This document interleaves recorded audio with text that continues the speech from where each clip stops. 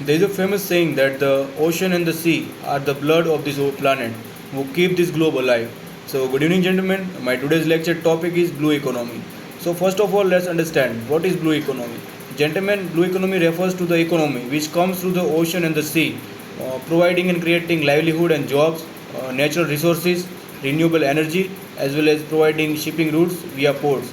This type of economy known as a blue economy. Now let's understand why this blue economy is in the news.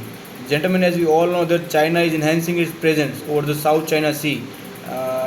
It shows that the importance and the significance of the blue economy. China want to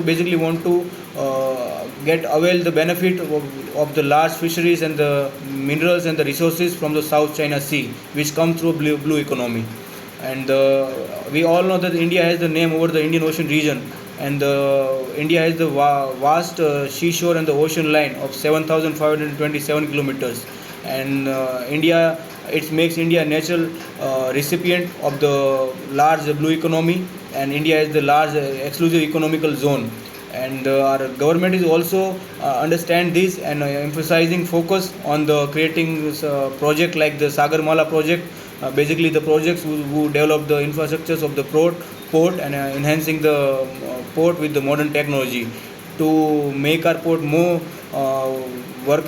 more capable, so that we can boost our blue economy, as well as the Sagarmala, the sovereignty and the growth for all in the region.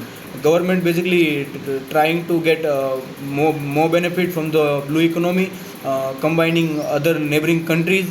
It shows that the blue economy has a well potential to providing sustainable economy, as well as the livelihood. Now understand uh, what are the challenges being facing by this blue economy.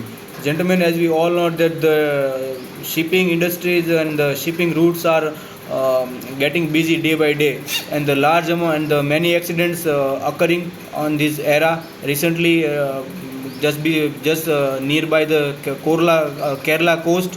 One ship got sunk and one ship got fire, and the many containers gets spreaded over the ocean, and the many crude oil gets spilled over the ocean surface.